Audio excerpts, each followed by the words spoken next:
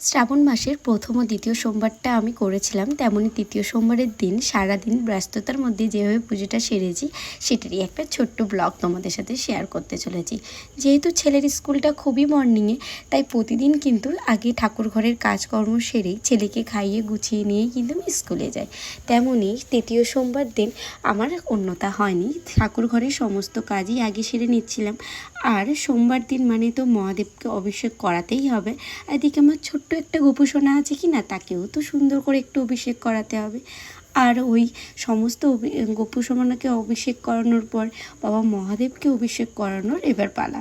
ঘি, মধু, চন্দন, অগুরু, চিনি, এখানে মাসকলাই, টক দই, দুধ আর গঙ্গা জল দিয়ে একে একে কিন্তু মহাদেবকে আমি অভিষেক করিয়ে নিচ্ছিলাম।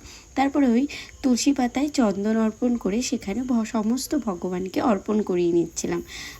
বেলপাতার উপরে একটু মধু দিয়ে তার উপরে মহাদেবকে বসিয়ে ওই ধুতুরা আর আকন্দ ফুলের মালা দিয়ে প্রদীপ ধূপ জ্বালিয়ে কিন্তু আমি পুজোটা শুরু করেছিলাম। সমস্ত ঠাকুরকে দেখো কত সুন্দর লাগছে। সকাল সকাল পুজো দিলে কিন্তু মনটা বেশ ভালো হয়ে যায়। চলো এবার পুজোটা সেরে নিই। পুজো সেরেই আমি কিন্তু সোজা চলে গিয়েছিলাম স্কুলে ছেলেকে নিয়ে, যেমনই বললাম। আর আসার পথে নিয়ে এসেছিলাম ছোট্ট দুটো ডাব। আর যেহেতু উপোস করেছিলাম কি না একটু জল টান বেশি হয়, তাই ভেবেছিলাম একটু ডাব খেয়ে নেবো। আর সোমবার দিন উপোস করলে তো নিরামিষ তো খেতেই হবে, তাই ভেবেছিলাম বেশি কিছু রান্না করব না, ওই একটু পেঁপে ভাজা আর ভেন্ডি ভাজাই করব। তাই ওই ছোট্ট হাতকড়ুনি দিয়ে এইভাবেই পেঁপেগুলোকে গ্রেট করে নিয়েছি, ওই একটু তাড়াতাড়ি হয়ে যাবে আর খেতে বেশ ভালো লাগে। একটু কালো জিরে, কাঁচা লঙ্কা ফোড়ন আর অল্প করে চিনি দিয়েই আমি কিন্তু পেঁপেটা ভেজেছিলাম। আর যা প্রচণ্ড গরম পড়েছিল, তাই আমি তেমন একটা ঠান্ডা জল খাই না, কিন্তু সেই দিন একটু ওই ঠান্ডা জল খেয়ে নিচ্ছিলাম। এদিকে দেখো আমার কিন্তু রান্না পুরো কমপ্লিট হয়ে গেছিলো। ভেন্ডি ভাজা, পেঁপে ভাজা, আর এদিকে বর্মশাই বললে একটু ডাল খাবে তাই। আর ছেলের বায়না তাকে একটু ঝাল ঝাল করে আলু মাখিয়ে দিতে হবে, তাই আলু মেখে স্নান করতে গিয়ে দেখলাম এই এক বিপত্তি, একদম পায়ের তলা থেকে এনাকে চলে যেতে দেখলাম।